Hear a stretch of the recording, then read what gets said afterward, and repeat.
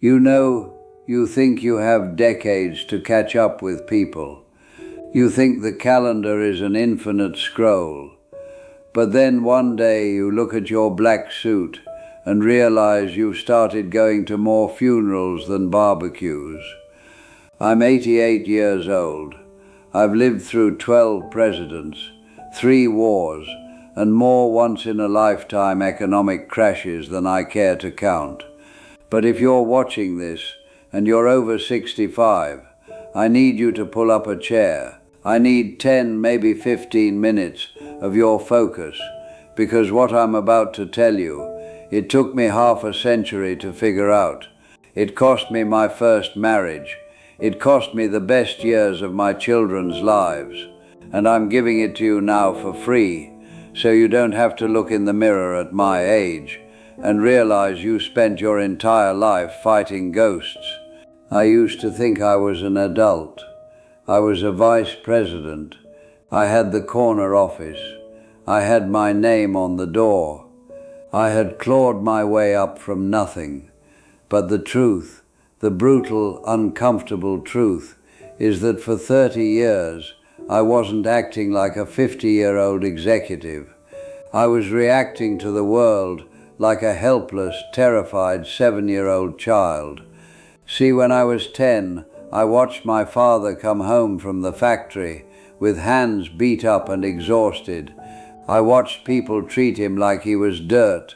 And that little boy inside me learned a lie. He learned that the world is a dangerous place where people will step on you if you don't fight back. So 40 years later, when my wife asked me to take out the trash, I didn't hear a partner asking for help. I heard the world telling me I was nothing, and I snapped at her. 30 years. 30 damn years. I walked around angry. I thought my boss was plotting to fire me. I thought my spouse didn't respect me. If someone cut me off in traffic, I saw red. I was a victim in a tailored suit. We use this word triggered a lot today, but a trigger is just a tiny spark. It has no power on its own. The only reason a trigger causes an explosion is because of the asterisk gunpowder, asterisk.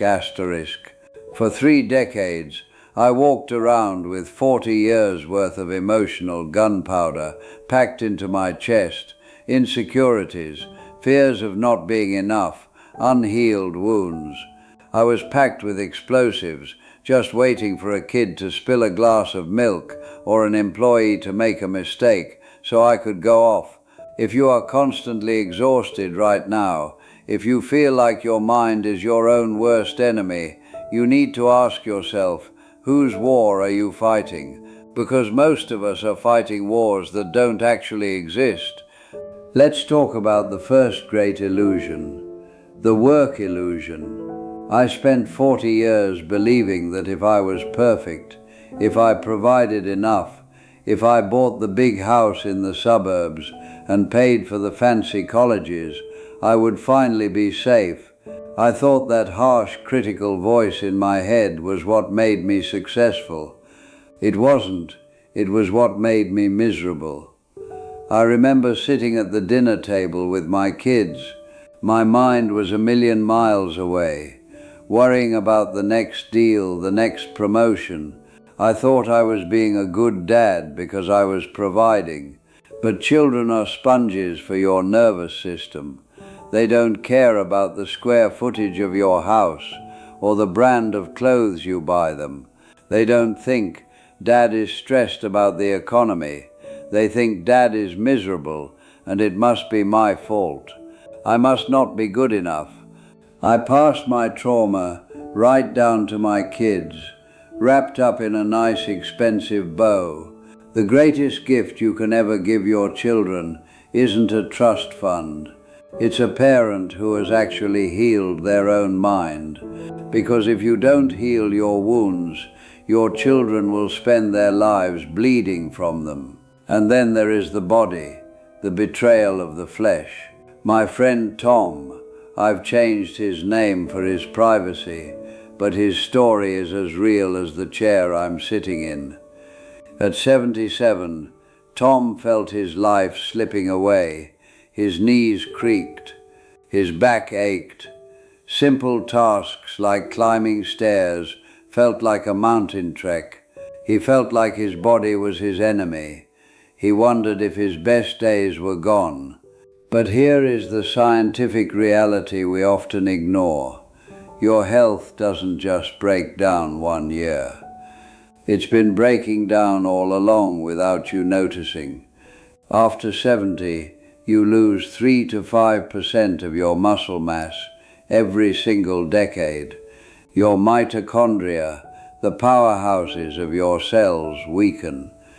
Your battery drains by noon, and you think it's just old age. Tom thought he was done, but he made a choice. He started small.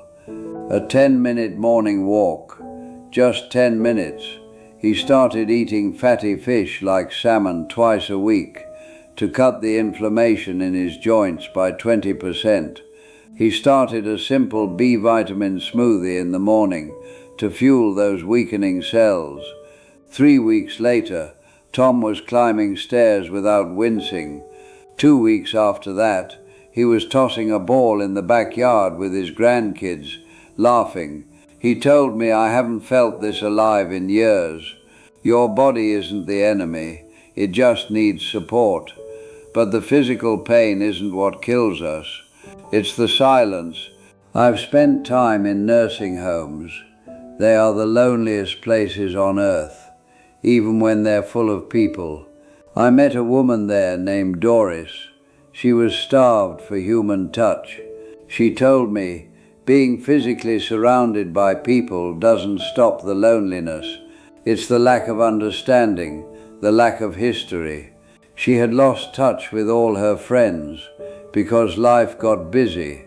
She thought she'd have time to catch up later, but then suddenly there was no one left who knew her story. Loneliness increases your risk of depression by 30%. It is a slow poison. We are social creatures. Nurturing your relationships boosts your longevity by 20%. If you're sitting alone tonight, call someone, write a letter, reconnect with that estranged sibling. My friend Tom reconnected with his brother after years of silence. He told me, "I feel whole again." Don't wait. We assume people know how we feel. We assume they'll always be there. That is a high risk to take when someone could be dead in an hour. I've sat with many people in their final days. I've heard the music of their regrets. Do you know what they say? Nobody, not a single person, ever said, "I wish I'd worked more hours at the office." Nobody said, "I wish I'd bought a bigger car." They say, "I wish I'd had the courage to live a life true to myself, not the life others expected of me." They say, "I wish I hadn't worked so hard." They say, "I wish I'd had the courage to express my feelings." They say, "I wish I had stayed in touch with my friends." And the one that breaks my heart the most, "I wish I'd let myself be happier." Happiness is a choice, my friends. It is a conscious effort. We postpone it. We say, "I'll be happy when the bills are paid, when the kids are grown, when I retire." But happiness is a can. You just keep kicking down the road until you run out of road. My friend Rosemary was a powerhouse executive. She defied all the norms of her time. She escaped an abusive marriage and built a global career. But she was isolated. She sought validation in her title, but her title couldn't hold her hand when she got sick. In her final months, she finally realized that happiness was an inner game. She started choosing joy in the smallest moments. The sun on her face, a good book, a shared laugh. She told me she regretted not permitting herself to be happy decades earlier. The external world is chaotic. It is unpredictable. You control very little of what happens outside of you. You can barely control your bowels after a spicy meal, let alone the whole world. The ground beneath your feet will never be truly solid. If you are waiting for the world to be exactly what you want it to be before you allow yourself to be content, you will die waiting. The quality of your life is not determined by what you own or what happens to you. It is determined by the lens you look through. If you view life as something happening asterisk to asterisk you will be a victim until your last breath. But if you shift that lens and understand that life is happening asterisk for asterisk you, that every hardship is an opportunity to grow, everything changes. Asterisk, he points to his chest. Everything you are looking for, the safety, the peace, the validation, it is an inside job. It is already yours. You just have to stop running long enough to claim it. So, here is my practical wisdom for you, from someone who has seen the finish line. Asterisk. First, be kind to your body, but don't worship it. Asterisk. It is a vehicle, not the destination. Walk for 10 minutes every morning. Eat your walnuts for your heart. Drink your chamomile tea to help that aging brain sleep. Install the grab bars in your bathroom. Guard your independence fiercely, but don't be too proud to support the frame that has carried you this far. Asterisk. Second, enforce boundaries. Asterisk. Stop spending time with people who don't treat you well. Learn to say no to obligations that bring no value to your life.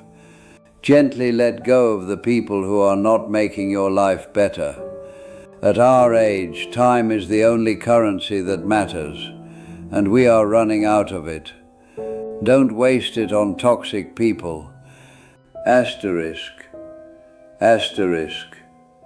Third, express your feelings now. Asterisk. I met a man named Joseph. He was 94. He was dying, and his family was in denial. They wouldn't talk about it. He told me with tears falling down his face that he longed to be known and understood. He had worked so hard for so long that he had kept his family emotionally distant.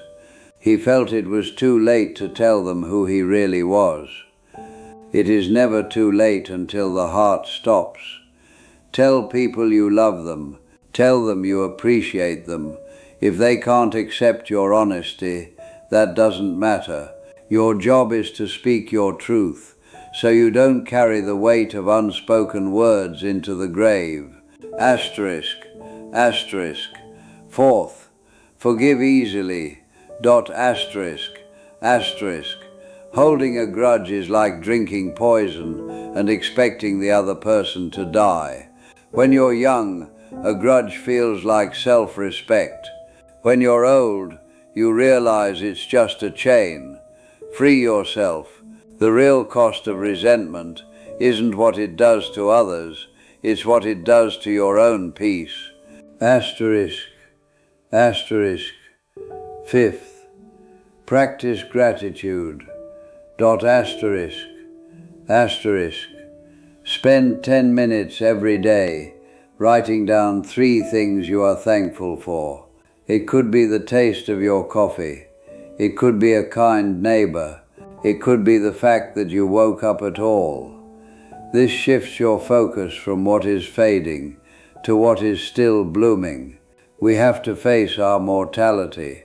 At 77, at 88, at 95, the reality of limited time sinks in. Don't hide from it.